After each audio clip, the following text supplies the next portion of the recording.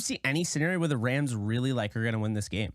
I think that Stafford would have to go God mode, which, by the way, he's totally capable of doing. But also, I think that the Niners would have to have a couple disasters. And they got a little lucky last week. They had 2 fumbles that they recovered. One of them that Brock Purdy recovered behind his back. I still don't know how he did that against TJ Watt. They gave up 3 sacks. The right side of the 49ers offensive line is a sieve. It's horrible. Colton McKivitz at right tackle and Spencer Burford at right guard are god-awful. They gave up 9 combined pressures last week. Now, granted, some of that's because TJ Watt was over there, but still, they are not very good. Everybody knows they're not very good. Every good pass rusher is going to be lined up over there. So there are some vulnerabilities in that way. He's never seen Aaron Donald before. He's never seen the Rams defense before. Then again, he didn't see the Rams defense last year. So that defense, you could argue, had more talent. But he's never seen Aaron Donald. And we saw what Aaron Donald did to Geno Smith, okay? Oh, my God. Oh my God. Yeah. Are we going to get any of those moments with Brock Purdy? Well, that's the thing he doesn't do. He doesn't do the oh, my God moment. Now, I think Aaron Donald is going to have some success because he's Aaron Donald. But he usually doesn't panic in those spots. That's the thing that's kind of separated him. And you're right. At Iowa State, he got benched at one point. He was benched at Iowa State. Yeah, and really looking at this game, I think the keys to win on both sides. I mean, first off, I think the 49ers, they're supposed to win this game. I can't stress it enough. They are supposed to win this game. The Rams are playing with house money right now going into week 2. And I understand everyone wants to win this game. I just want to see a competitive game, okay? I have them losing, by the way. I have them losing 28-24. I do think it'll be somewhat high scoring, if you call that high scoring. I guess now it's not in this day and age, the passing era, but I could see a situation. This is actually how I see the game going. It's going to be 28-21. Rams are leading. 24-21. Rams are leading. And the 49ers have the last possession. And they're just running it with Christian McCaffrey. They got about, 3 minutes on the clock. And they're just running it down their throat. And the Rams can't stop them. And that's what I see. I think it's why even put Purdy in harm's way? They can't stop Christian McCaffrey. And my biggest concern about this team coming in the year is that I think that they could compete and win any game, including the Super Bowl, with the coaching staff they have, with Matthew Stafford, with Aaron Donald, with Cooper Kupp. My biggest concern is that they address the edge room, but they need another guy opposite the rookie they got. Byron Young looked awesome last week. I'm just going to say that. But Michael Hoyt is 310 pounds, and they had him covering DK Metcalf, okay?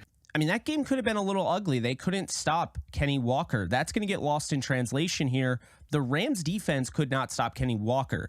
The Seattle Seahawks stopped running the ball with Kenny Walker. That will not happen with the 49ers. They will run Christian McCaffrey until he literally falls apart on the field. That's what Kyle wants to do. If he starts running and it starts working, we all remember the NFC Championship game a couple years ago where Jimmy Garoppolo threw 8 passes in the entire game. Kyle will stick with the run if it's working. Yeah, no, absolutely. Also, I mean, we saw the game where he ran it 35 times, and Deebo Samuel was a lot of those times. Do we see Deebo Samuel in the backfield a lot in this game, or no? I think the Deebo as a runner thing has it's had its day. Teams have adjusted to it. Kyle's kind of talked about it a little bit, how once Deebo's back there, the whole defense shifts. Looking at this game, and if you could tell me, give me an X factor, maybe somebody that no one's talking about that the Rams should be, keeping an eye on. I mean, McCaffrey is clearly it on offense. The whole offense orbits around him and all the different things they can do with him. Defensively, I kind of sneaky want to give it to Talanoa Hufanga, who's a name I know Rams fans know well because he intercepted Stafford at Levi's and took it to the house that sealed that game.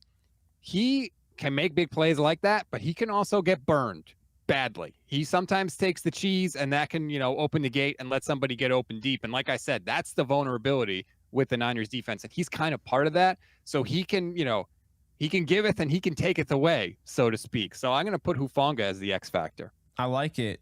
What is going to be the final score here in this game? No, and maybe I'm a little biased. I already picked the 49ers, so I get it. I mean, the Niners are 7.5-point favorites on the road. Why are the Rams going white? I mean, they're trying to make this thing where it's we're just going to wear whatever we want when you wake up. It's just I feel like wearing this today. That's just how the Rams are. You asked me the score. I'm sorry. No, you're fine. Because the Niners have been putting up 30 points a game, I think they're going to put up 30 in this one. I'll say 33-17 49ers. I think that the defense is you're not gonna hold the Rams down like you did the Steelers, but this offense seems to be humming at a pace right now that we have never seen. The 49ers have won 8 straight against the Rams in the regular season. I don't think that happens by accident. If they win on Sunday, it'll be tied for the 9th longest regular season win streak in NFL history that they are on right now. It's insane, the run. It's just rolling. And I do agree, by the way. Every team gets built to win your division.